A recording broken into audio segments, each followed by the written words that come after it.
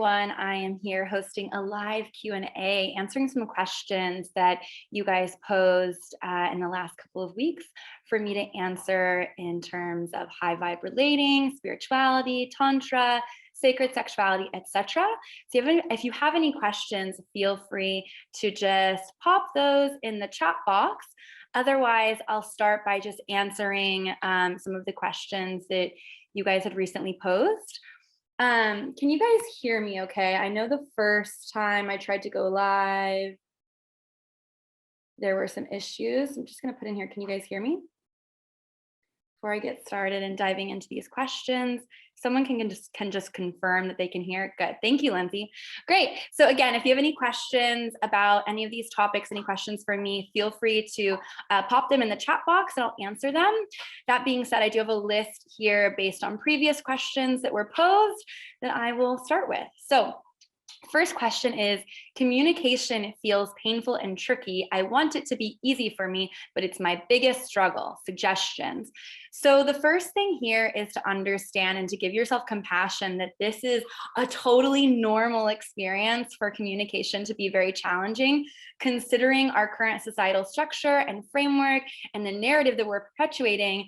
It can be very challenging to share our authentic truth because we're afraid that it might hurt someone, or maybe our truth just isn't in alignment with a societal narrative, or maybe we've been taught to be people pleasers, and that can make it really tough.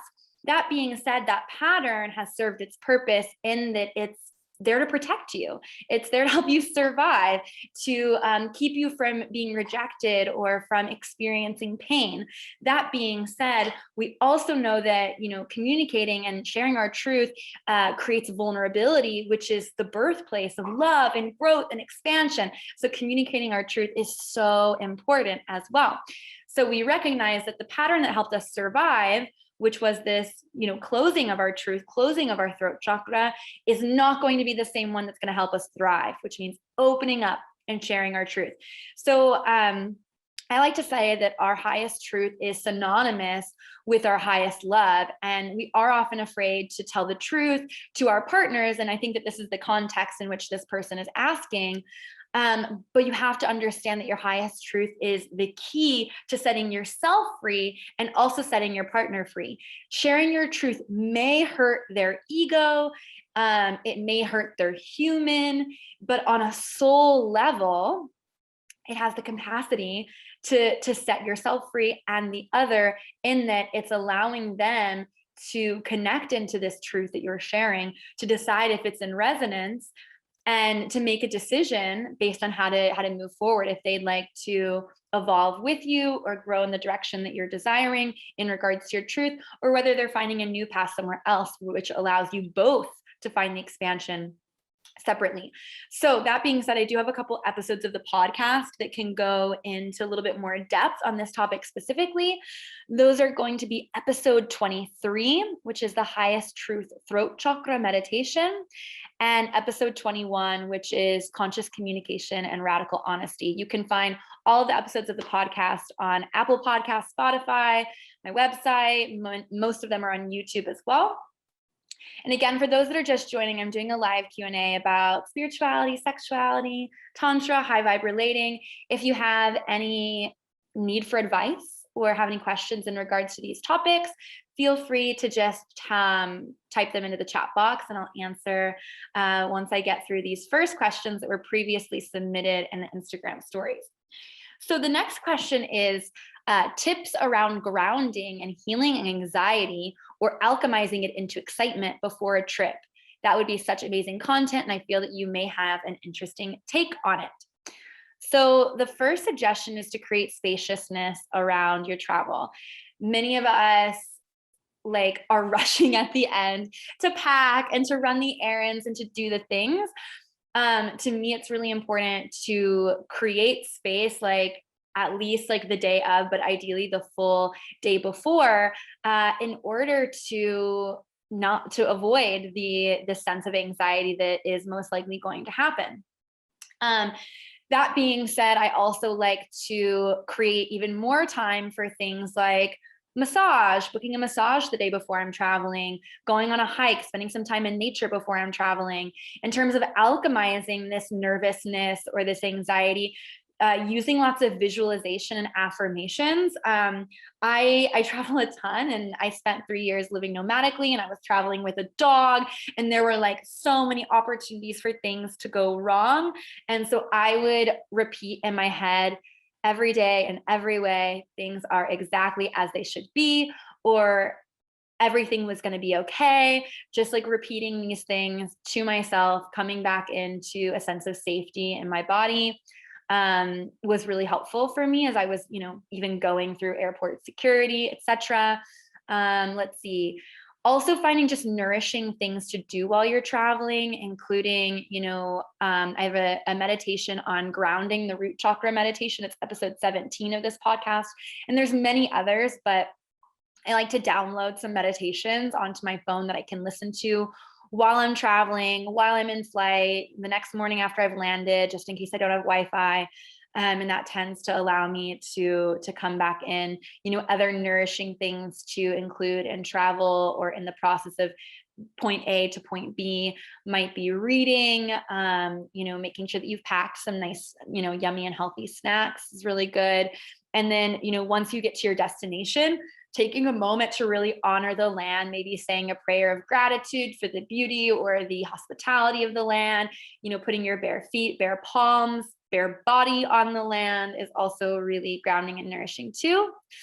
And the last thing that I would recommend for traveling and remaining grounded and high vibe would be to incorporate your morning routine into the place that you're in. So when I'm traveling, I often actually pack my tea kettle because not everywhere has that. And I'll pack like teapots and some, tea bags. And like, that's a big part of my morning routine, is having this ritual around like my first drink of the day. I also have a gratitude practice that I practice every day that requires no, supplies. And it's just like kind of a mental exercise around finding things to be grateful for. Movement is also really good to start the day. So just finding ways to bring whatever your morning routine is at home into your day-to-day when you're traveling too. Again, if anyone has any questions for this live Q&A, feel free to pop them in the chat box. Otherwise, I'm going to keep going with some of these questions that were previously submitted. So the next question is, I wanted to ask, when women orgasm from self-pleasure, how fast is too fast? Because I know myself so much that it can be too fast, and that can become frustrating. It feels sometimes it's less than 2 minutes because of a vibrator. Great question. First off, it is my belief that as female embodied individuals, there's no such thing as too fast of an orgasm. I celebrate all the orgasms. That being said, there may be an opportunity for even more pleasure and juiciness if you were able to slow down. And this goes for men as well as women. This goes for all individuals. The power of slowing down may lead to different results, may lead to different types of orgasms, including full body orgasms. So this means often not going straight to your genitals. This means really taking the time to seduce yourself, to include your entire body in your self-pleasure practice and incorporate touch in new places. It may also mean, stimulating the genitals and then, consciously, taking a break and using your breath as a tool to move that sexual energy from your lower chakras upwards. And let's see what else. This can lead to like waves of extended pleasure, and that can be super powerful as well. I do have an episode of the podcast called Expanding Your Orgasmic Potential. This is going to be episode 13, and I talk about different types of orgasms, how to induce these types of orgasms, etc. And I highly recommend that episode for this question. When it comes to the vibrator piece of this, there's lots of mixed messages in the spirituality space, in the sacred sexuality space, around using vibrators as women or any individual. And I'm in a place of no shame around using any kind of toy or experience that brings you pleasure. I do not believe that vibrators necessarily make you less sensitive. That being said, they are an incredible sensation and there's a lot happening there. So if you're feeling really attached to your vibrator, my suggestion would be to try using your vibrator in a different way. Even like maybe moving the vibrator from your genitals up to your heart chakra and seeing like what would happen if you bring that stimulation into different places of your body. And then also maybe try not using your vibrator sometimes just to see what happens there too. I have nothing against them. I think that they can be great tools, but we're often treating them as the only tool in the toolbox. And that's kind of a disservice. There's so many different ways to approach pleasure, and there's so many different ways that we can, go at the joy of bringing problem solving into our bodies, and to treat the vibrator as the only tool just is a little bit limiting. So maybe trying, something else. Again, vibrators are great for quick stimulation and maybe having like a quickie sort of orgasm, but they aren't always the best tools for extended experiences unless we're using them in different ways like I described. I personally love crystal yoni wands. These also have, incredible additional properties in that they have, the crystal energies, embedded in them, and there are different shapes and styles for all different types of yonis. There are some that are specifically geared at hitting the G spot. There are some that are specifically geared at hitting the cervix. So I definitely recommend that you just try different things in this space and take your time and slow down.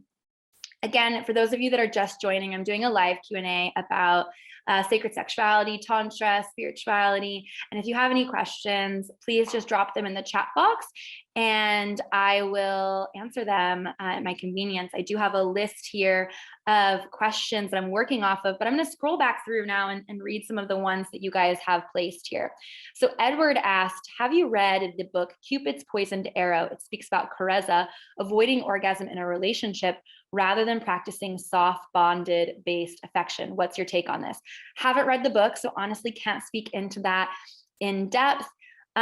Generally speaking, I don't recommend avoiding orgasm in a relationship. I also don't recommend prioritizing orgasm in a relationship. To me, Tantra itself is about letting go of an expectation or a goal, instead being in the present and seeing what's available in that moment. I've had many incredible sexual experiences where orgasm was not a part of the experience, but there was other deep, profound healing available. But if I would have been so focused on grasping onto the pleasure of orgasm, I wouldn't have experienced those other altered states that were available. So haven't read the book, but I will add it to my list of things to check out. All right, and there's another question here. Usually whenever studying about Tantra, the idea of women and men seem to be limited to physicality and body functionality instead of a more fluid concept. Feels more limiting than liberating. Interesting that has been your experience with Tantra. I do believe that there are many lineages that are very focused on feminine and masculine and separating them based on the body that you were born into. That being said, there's tons of other lineages that are all about integrating the inner masculine and feminine within us. And those tend to be the ones that I'm more drawn to and the lineages that I follow. Just generally speaking, again, Tantra has so many different perspectives and lineages, but to me, Tantra, the word Tantra etymologically means method for expansion or woven modalities for expansion. So to me, what that means is that we get to determine individually what works for us in terms of our greatest potential for expansion. So building a tantric lifestyle is going to look different for each and every individual, depending on what feels the most expansive for them. So my suggestion is to maybe poke into some other corners. And there are some great resources on my podcast about embodying masculine and feminine, different polarity pieces. And there's so much on those topics. I recommend just going to my podcast and scrolling through and seeing what pulls your eye in terms of those pieces. So yeah, let me know what you think about that. All right, so I'm going to continue going off of the list of questions here that people have previously posed. Again, if you're new here, we're doing a live Q&A on sacred sexuality, Tantra, spirituality. Feel free to pop a question in the chat box if you have one. The next question that I have here is, I'm curious about the idea of standards with a sexual partner. For example, I prioritize my physical health and focus heavily on exercise routine and diet. Is it wrong to expect the same from a sexual partner? I understand not everyone has the same metabolism or genes or biology, but I've always expected at the very least a sexual partner to be and remain healthy to a certain extent. I understand there's more to sex than physicality, but I find myself turned off by anyone who doesn't meet these standards. Does this make me shallow? Am I focusing too much on the physical aspect of sex? I think this is such a good question because we can all kind of relate to this in some way, shape, or form. And I think that it's totally normal to have these concerns. And it's also totally normal to be in the process of connecting with someone, in any sort of way, but especially sexually, and to recognize that we all have desires and needs and preferences. And it's important to get clear around what those are, to be able to magnetize the people and experiences that are in resonance with such. That being said, what this question comes down to, this question of, is it shallow for me to have standards physically and in terms of like health and taking care of oneself when I am approaching sexuality? And this comes down to difference in values. So to me, it's not even so much about like the visual aspect of what someone's coming forward with. It's the value of health and wellness. And we could approach this question from the value of politics or from the value of relationship styles or the value of family, or like any type of value can be applied to this question. And the beauty is that you get to decide if those values that you have are make it or break it depending on your intention in the relationship. So the first thing is to get clear about what's your intention in this relationship. Is your intention just to have sex with this person, or is your intention to create a long-term, committed potential lifetime partner bond? And so your desire or your ability to be flexible in terms of that value may change depending on what your intention is for that relationship. For example, I wouldn't entertain the idea of a long-term relationship with someone who didn't want the same things as me in the long term, including, to me, health and wellness is a high priority for me. So if I felt like someone wasn't, taking care of their health and wellness, I personally wouldn't become involved with them with the intention of having a long-term partnership. But maybe I might be interested in entertaining a different type of relationship with them, maybe a sexual relationship with them that had a different intention. Maybe I see a great opportunity for them to aid me in my growth of spirituality, or sexuality. Maybe they're like a dom, for example. Maybe they're this like crazy dom and they smoke and they eat a lot of meat and like things that like aren't really in my values, but I love who they are as a whole person. And I'm not focusing so much on that one piece of their experience. And I see the potential for me to learn, how to surrender more in a space of being a sub. So I see this as a short-term, growing experience, but I would be very clear with myself and them of my intention, which is so important. So it's important to know, as you did, that we all have different bodies as well. And our capitalistic, patriarchal society has created a world with very intense and often unfair beauty and body standards for both men and women. And I answered this question assuming that you're aware of this and that you've taken this into account, but I do feel like it's important, to put that out there. But generally speaking, if your partner is just not quite taking care of their body, is eating a lot of junk food, maybe not exercising, and it's clear that they don't respect their body temple, it's 100% okay for that to not feel in resonance with you. And it's okay to have health and wellness as a high value. And depending on your intention, you may want to either have a conversation with them, maybe reframe your expectations within yourself, get clear on your intentions for that relationship, And if you feel like there's an opportunity to commit for long term, I think that it's important to have a conversation about that and to see if they're willing and if they desire to expand in that way. And if they don't, then you have to kind of just let that go and consider maybe going in a different direction. But just generally speaking, at any rate, making sure you're communicating your intention, and being compassionate and honest alongside that, because we all have different values and needs and preferences. And just because someone's are different than yours doesn't mean that yours are better or worse. It just means that they're different. And creating spaciousness for people to be in their expression is very important and definitely a keystone of this work. So that being said, we're going to continue with these questions. If you have any questions on high vibe relating, Tantra, sexuality, etc., please pop them in the chat box. We're just doing a little live Q&A here. I see a question that just popped up. Hi, Leola. Tell us something about manifesting while dancing on a tantric point of view, please. Manifesting while dancing.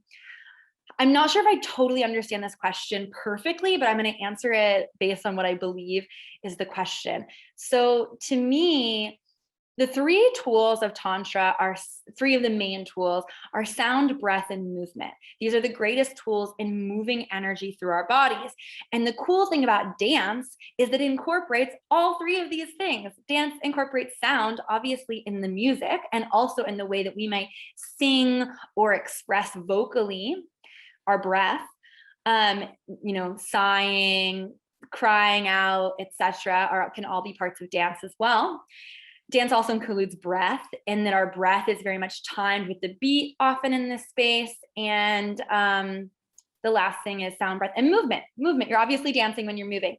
So the beautiful thing in dance is that you're incorporating sound, breath, and movement, which means that you're having this incredible capacity to allow life force energy or eros or kundalini to move through the body, which is incredibly powerful for manifestation because you're clearing any blocks. You're allowing any emotion or energy in motion that is stuck to move through, which can make you a much more powerful magnet. So that's my answer on using dancing as a tool for manifestation. If I'm doing a manifestation ritual, I almost always do an ecstatic dance practice before to clear out anything that's no longer serving me, so that when I'm ready to set my intentions in and magnetize, I'm a clear channel for that to come through. Okay, so there was another question that someone added here. They asked if I was based in LA. I actually just moved to Austin, Texas from LA in January. So I lived in LA for 3 years. I could go back to travel often, but now I am based in Austin. Another question here, just some honest vulnerability. The last 13 months have been tough given what's happening in the country of Burma. Your podcast has helped me a lot more. Helped me to be a lot more uplifted. Thank you. You said. Thank you to you as well. Thank you for the kind words. So happy it's resonating. Please let me know if you have any desires or any topics you'd like for me to cover in the podcast as well. I'm happy to take requests. And again, if you're just joining here, feel free to drop a question or ask for advice in the chat box. I'm doing a live Q&A about all of the topics related to Tantra, spirituality, sexuality, etc. So I'm going to continue with some of the questions that were previously posed on my Instagram stories. Take a little sip of water here. Next question was, do you have any podcasts you've done that center around chemistry or compatibility, especially how long you should wait to see if chemistry comes in a high compatibility relationship? Okay, so the good news here in this sort of circumstance where you have a lot of compatibility, like values are in alignment and lifestyle is in alignment and you're seem very compatible on paper, but maybe you don't have that sexual chemistry, that wildness that you desire. The cool thing is that actually this is like the easiest thing to fix. You can't fix or change someone's values, right? You can't change there's small adjustments that you can make in things like lifestyle, but generally speaking, that can be, really complicated. And my advice is to not love someone for the potential, love them for who they are. But from my experience and from the people that I've worked with, and even some of my greatest friends, in this space, shifting or creating spaciousness for chemistry is one of the easiest things to do, or the easiest things to fix if there's a problem in a relationship. For myself in my last long-term relationship, at the beginning of the relationship, I felt like that was one of the things that was lacking the most. But in incorporating tantric practices, we created a lot of space for chemistry to evolve. And that was incredible. Another one of my really great friends, that's a couple that also work in the space of Tantra and sacred sexuality, are the Love Gurus. They're here on Instagram as the Love Gurus. I've interviewed them for my podcast as well. Jonathan and Isla, they've shared very openly to me and to others that how they got into doing the work that they're doing now is that they met and they felt like, oh my God, you're so incredible. I love you so much as a person, but they were really struggling with the sexuality piece. And they went on this journey of learning about Tantra and sacred sexuality. And that shifted their entire relationship and brought them so much depth. And now, they're engaged, they have a baby, they have a business together, incredible working with this space. So my recommendation, if you're having issues with chemistry, and that's kind of limiting your ability to step further, but you recognize that there's this compatibility that is available, is to do sexual shadow work together. And there is a free sexual shadow work workbook on my website. If you go on Instagram, the links, there's free offers button. You can click that, or you can just go to talktantratome.com/free. There's also a link on my main page. You can't miss it. If you have any issues finding it, shoot me a DM or an email and I'm happy to send it to you directly. But it's a great resource, a great tool, the sexual shadow workbook, to begin kind of working through maybe what blocks might be there that are keeping one or both of you from going deeper into the capacity of wildness and primal expression and, chemistry. Do it together.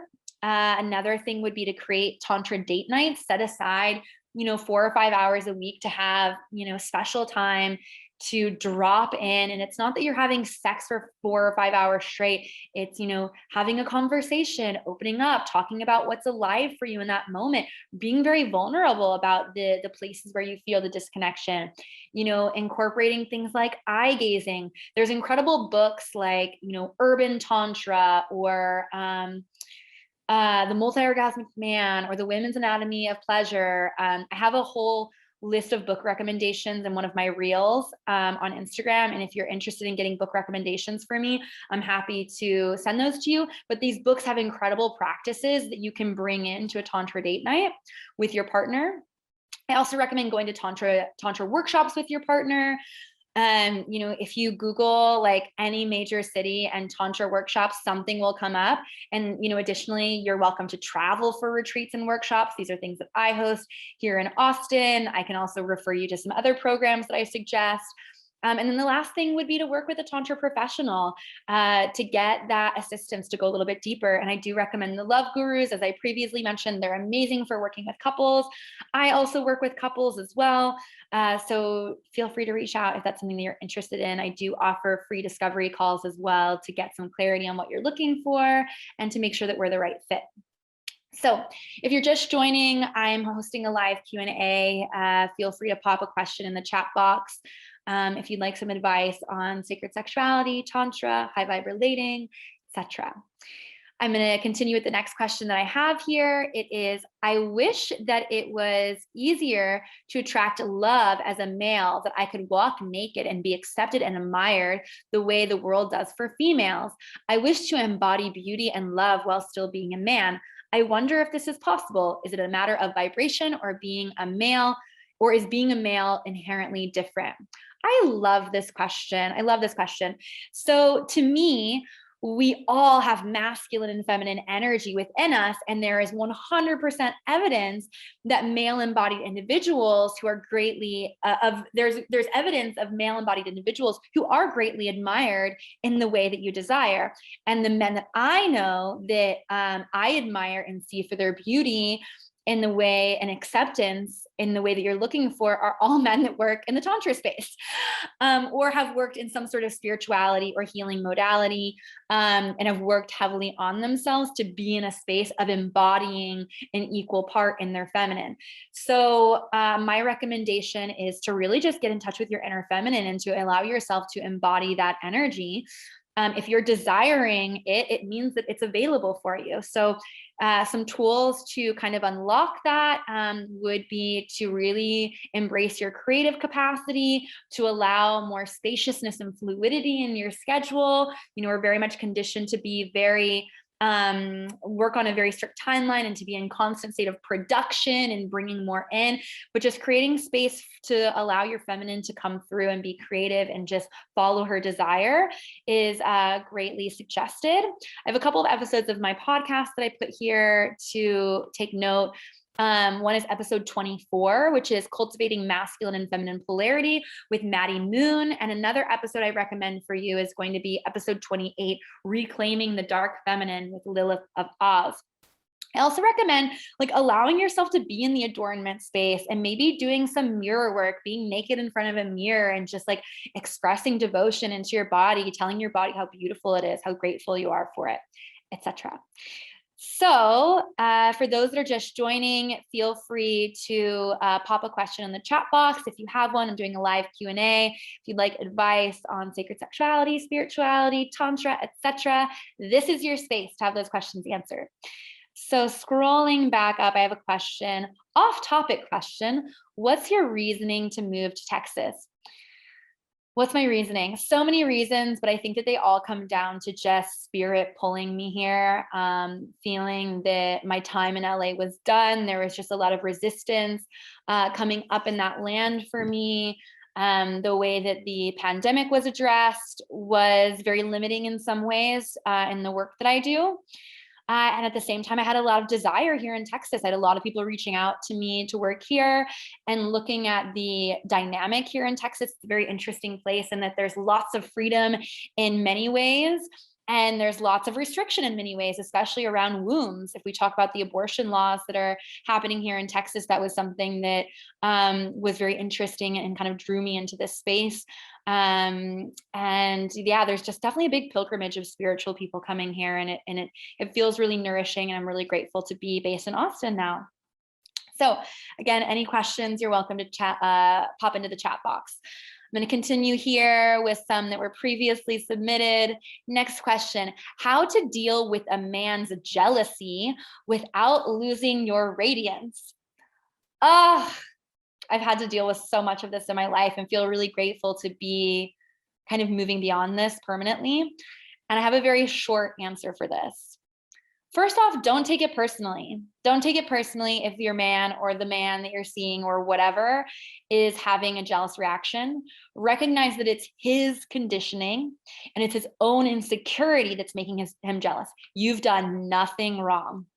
In fact, you're giving him a gift. You're triggering him, which is giving him the gift of coming to terms with his limiting beliefs and his ownership mentality around women's bodies. So thank you to you for doing that, because we need more men that are triggered into recognizing this limiting aspect of themselves.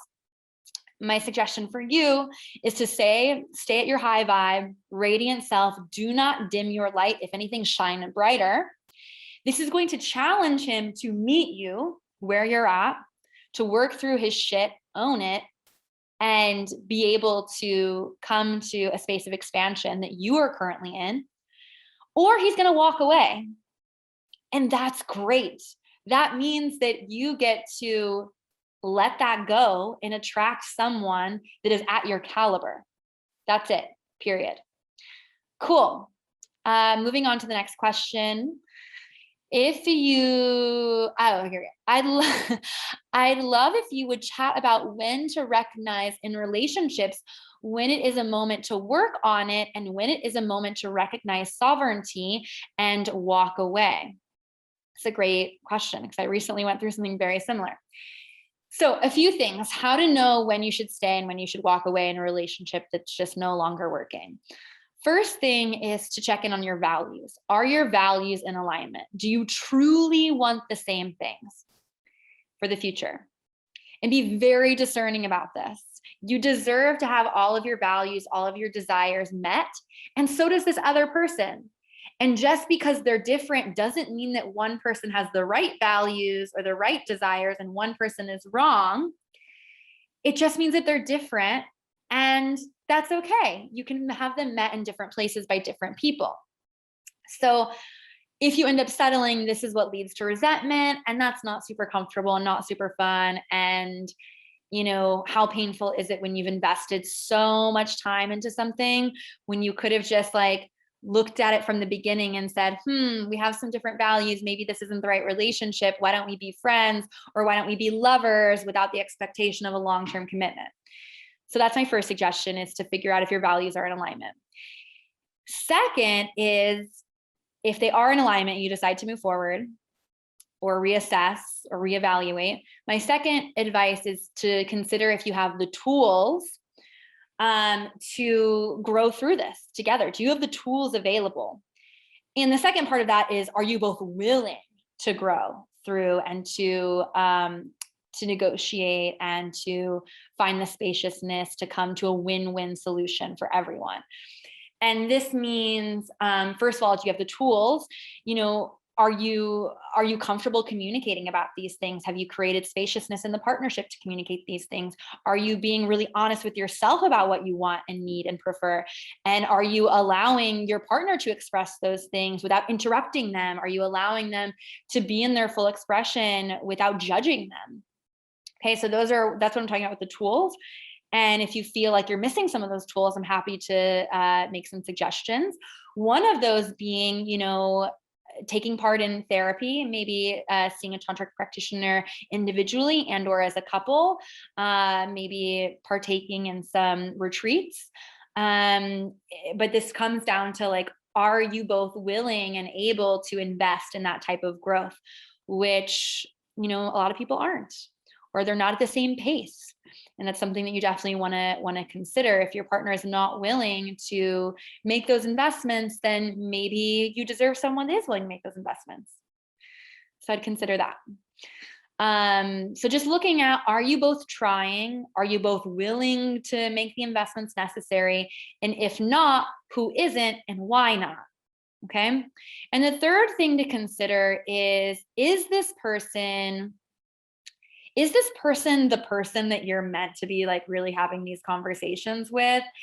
Is this the person that you like fighting or arguing or having creative discussions is inevitable in any relationship? And in fact, it's a good thing. It's great if you're having friction moments in your relationship. Those are all opportunities to grow individually and as a couple. So it's actually a really good thing if you're arguing. That being said, you have to get really clear, is this the person that you're meant to be having these arguments with? And to me, this is deeply related to the last question or the last point that I made, and looking at, do you have the tools available? Are you both willing and able to invest and grow? But sometimes it can be a little bit deeper than that too. And I recommend for this topic, episode 58 of Talk Tantra to Me, the podcast, and that is Conflict Resolution and Deeply Fulfilling Relationships with Alexa Bowditch, who is also known as That Sex Chick here on Instagram. I definitely recommend giving her a follow. But yeah, I would recommend listening to that episode, and that might give you a little bit more clarity on what you might be missing in terms of this question of when to stay and when to walk away in a relationship that is challenging. So for those that are just joining or have been here for a minute, I'm doing a live Q&A on all topics of sacred sexuality, tantra, spirituality. If you have any questions, please drop them in the chat box. I'm coming to a close here. We're going to be wrapping up in the next couple of minutes. So if anyone has any questions or desire for advice, I'd love it if you could pop it in the chat box. I'm just going to scroll through and see if I missed any previous questions or comments. All righty. Well, it looks like there's no new questions. So I'm just going to chill for a second here in case any last ones pop up. Otherwise, thank you guys so much for being here. This live Q&A will be available on replay here on Instagram, and it will also be on the podcast this weekend. So if you were only available for part of the Q&A and you'd like to hear the rest, you can definitely catch up in those spaces. Any last questions? Oh, there's some here. Sorry, I missed some. Healing by Tantra after a breakup without strangers, so only having pleasure by myself. Yeah, so it sounds like you're asking for ways to heal using Tantra and tantric tools to heal the emotional and physical wounds of a breakup solely. So not running off to the next relationship, which is amazing that you're clear on that piece. To me, and in the tantric lineages overall, it is the relationship with self comes first, right? We can't truly meet and unconditionally love another until we've gone to those depths within ourselves. We can only meet our partner in love as deeply as we've met ourselves in love. So it is really important to clear any of that emotion or energy and motion that's blocked in your body. For this, I recommend a lot of dancing, which I recommended in a previous question as well, or I answered or spoke into.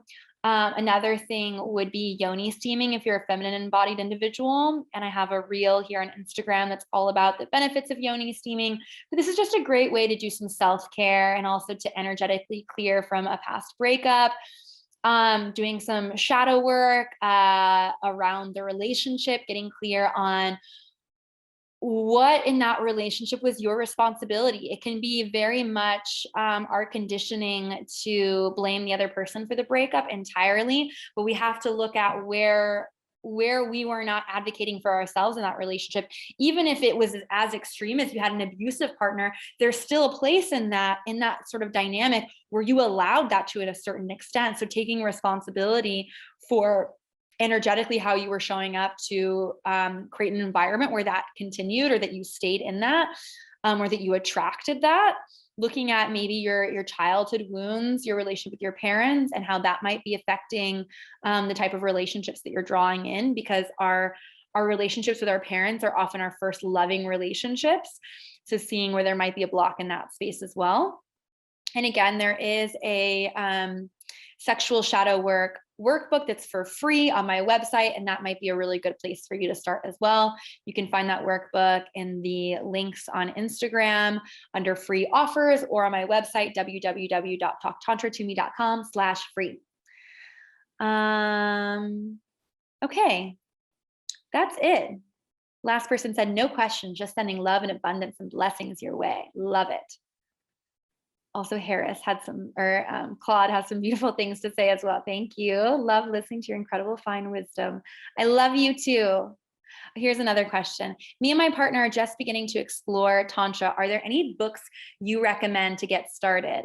Yes, there are so many books, and I actually have a reel that I go through 5 books I recommend. If you send me a message after this live Q&A, I'm happy to send you that reel. Off the top of my head, though, I recommend Urban Tantra. For men, I recommend The Multi-Orgasmic Man by Montauk Chia.